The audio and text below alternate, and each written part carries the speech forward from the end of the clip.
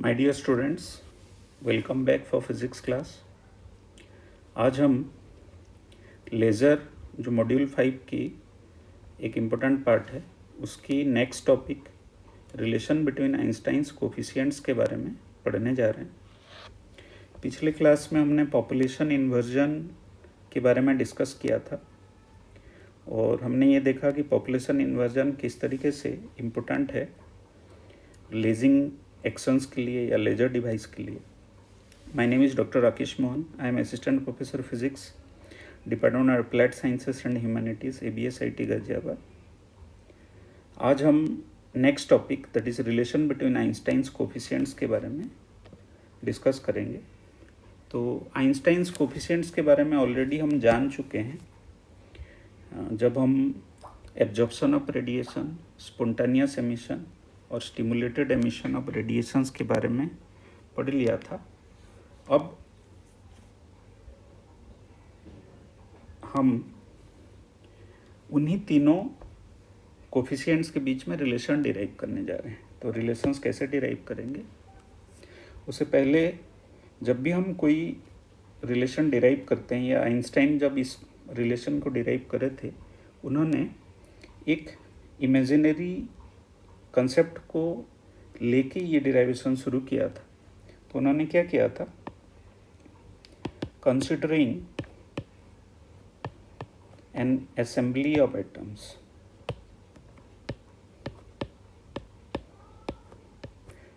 एक group of atoms को लिया, considering N assembly of atoms in thermal equilibrium at temperature T।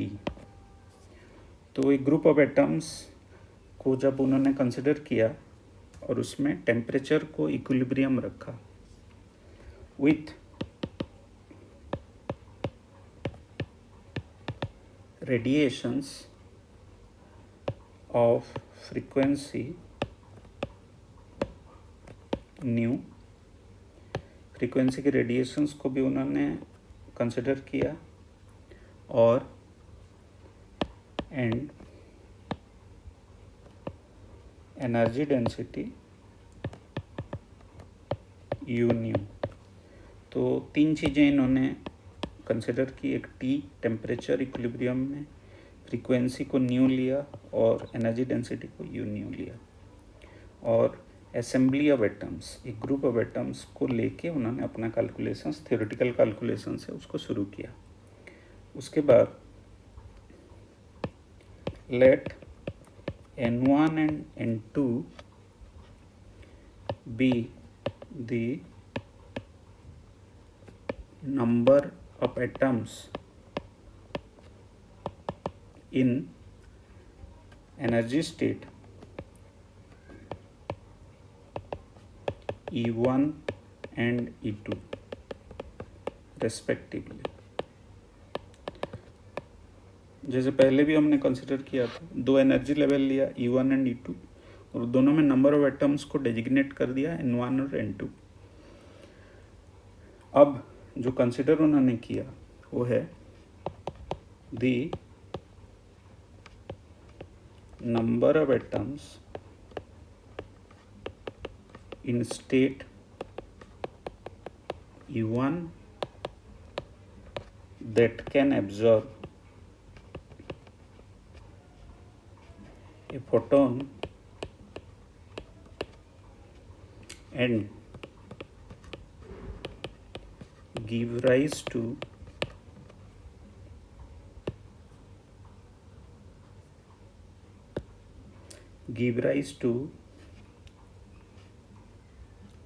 Absorption. तो E1 energy level में number of atoms लिया और सपोज सारे एटम्स एब्जॉर्ब करे फोटोन बाहर से एनर्जी के हिसाब से, और इसमें जो एब्जॉर्प्शन होगा पर यूनिट टाइम, उस चीज़ को कैसे एक्सप्रेस करेंगे, equal to N1 P12, that is N1 B12 U nu. आपको पता है इसमें P12 क्या लिया था, पहले से हमें पता है। Since P12 is equal to B12 U nu. B12 है Einstein's coefficient of absorption of radiation, U nu energy density है, P12 प्रोबेबिलिटी है। तो इसको हम probability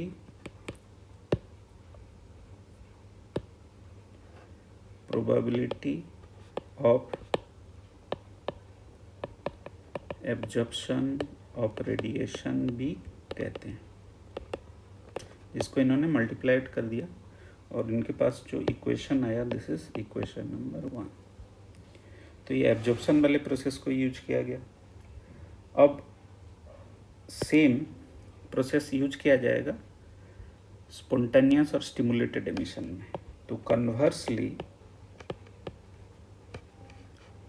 the number of atoms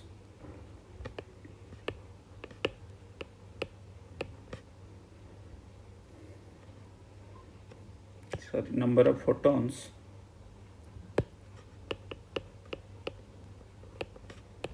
in state E2 that can cause emission process. पहले हमने absorption को लिया था E1 में, अब E2 में एमिशन प्रोसेस को लिया जा रहा है। प्रोसेस, और ये प्रोसेस दो प्रोसेस की कॉम्बिनेशन से आपको पता है, एक है स्पॉन्टेनियस और दूसरा है स्टिमुलेटेड। दोनों प्रोसेस मिला के इसको पर यूनिट टाइम जब कंसिडर किया गया तो जो रिलेशन आया वो रिलेशन होगा जस्ट उल्टा पहले वाले रिलेशन से। रिलेशन होगा N2 P21 और N2 की वैल्यू सपोज हम पुट करते हैं A21 plus B21 U new.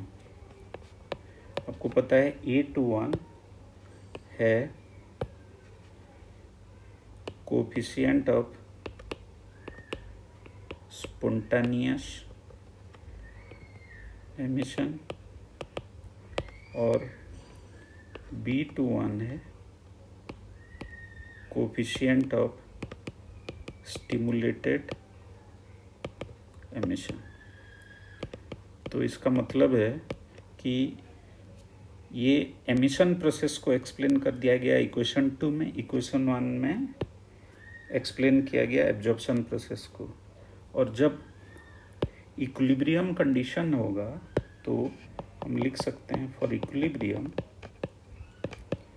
Equilibrium जब दोनों सिस्टम इक्विलिब्रियम में होगा तब the absorption and emission rates must be equal, that is N1 P12 is equal to N2 P21। तो इक्वेशन 1 और इक्वेशन 2 इक्वल हो गया। इक्वल होने के बाद हम उसकी कोफिशिएंट्स को भी इक्वल कर देंगे। कोफिशिएंट्स जब इक्वल करेंगे वैल्यू आएगा N1 B12 U न्यू और दूसरे में आ जाएगा N2 A21 plus B21 U new. तो हमारे पास दोनों प्रोसेस से इक्विलिब्रियम कंडीशन में हमने इक्वल कर दिया।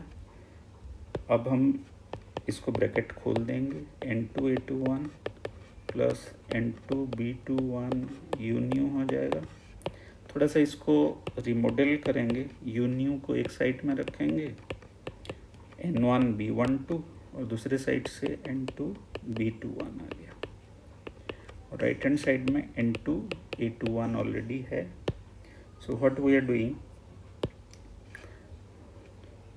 we are finding out the value of U nu which is equal to N2 A21 divided by N1 B12 minus N2 B21 which is equal to E21 by B21 1 divided by N1 by N2 B12 by B21 minus 1.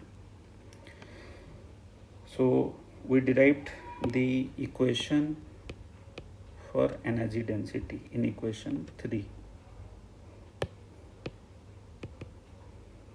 Equation 3 तो energy density की value derive कर दिया गया। अब हमें ये दोनों ratio निकालनी है। E21 by B21 क्या है, B12 by B21 क्या है। So we need to find out this relation. इसके लिए हमें फिर एक और रिलेशन के पास जाना होगा, that is called Boltzmann distribution law. So using Boltzmann distribution law,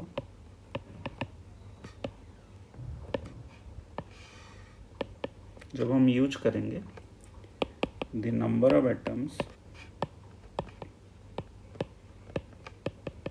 N1 N2 of energy E1 and E2 at equilibrium temperature T1 T2 temperature T will be N1 is equal to N naught e to the power minus E1 by KT and N2 is equal to N naught e to the power minus E2 by K into T। E1 E2 आपको पता है, energy level 1 और 2 है। N naught इसमें और K क्या है, इसको डिफाइन कर लेते हैं। where N naught is the total number of atoms present जो एब्सोल्यूट जीरो में होता है, और दूसरा है T is टेम्परेचर, जिसको हमने ऊपर मेंशन किया है, इसकी यूनिट हमेशा केल्विन में होता है, और K है Boltzmann constant.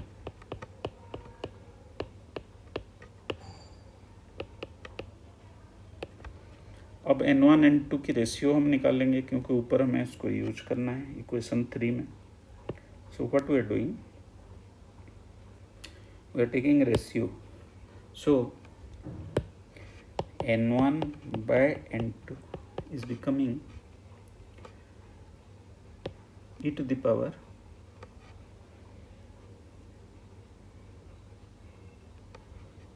E2 minus E1 by KT, which is equal to e to the power h nu by KT।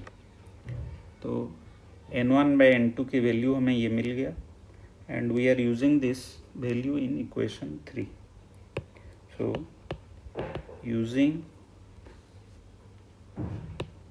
Value of N1 by N2 in equation 3, हमारे फॉर्मूला बन जाएगा energy density U nu is equal to A21 by B21 1 divided by e to the power h nu by KT, क्योंकि आपको पता है E2 minus E1 is nothing but h nu, energy difference है दोनों की, और इसके साथ B12 by B21 पहले से है -1।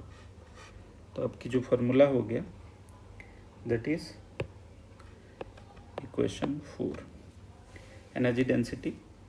इसको हम कंपेयर करेंगे प्लैंक्स रेडिएशन लॉ से। Comparing with Planck's radiation law. Planck's radiation law में सिमिलर है पूरा, 8 pi h nu cube by c cube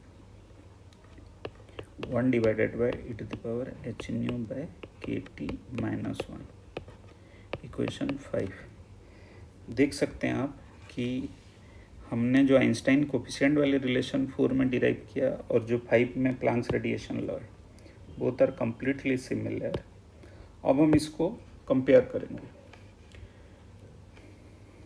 तो हमें मिलेगा, we get A21 by B21 is equal to 8 pi h nu cube by c cube।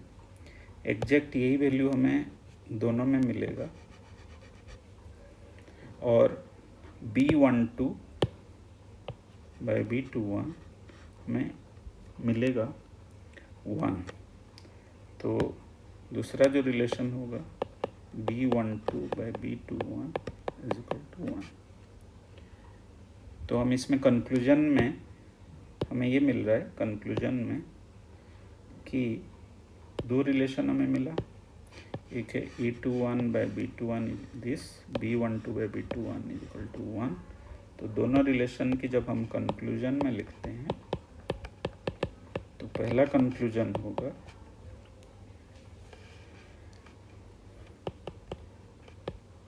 Probability of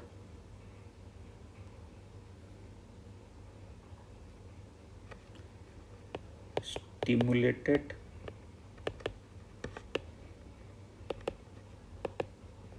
emission and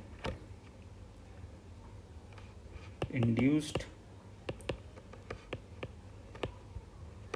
absorption is same।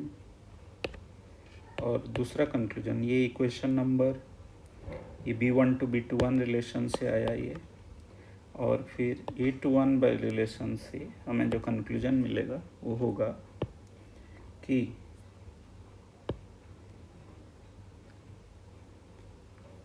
Ratio of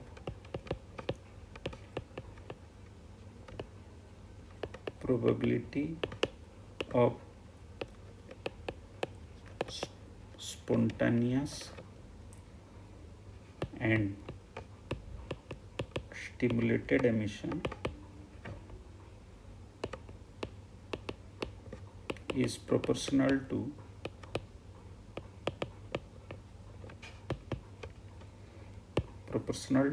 nu cube और third power of frequency. तो ये question भी आता है कि prove that the ratio of spontaneous and stimulated emission is proportional to third power of frequency। तो हमारे पास ये दोनों conclusion आया। So we discussed today about the relation between Einstein's coefficients। We derived out the correlation between them and how they are relating to each other। इसमें 8 pi h by c cube ये constant है, आप देख सकते हैं। This is how we can prove or derive the relation between Einstein's coefficients। Thank you very much।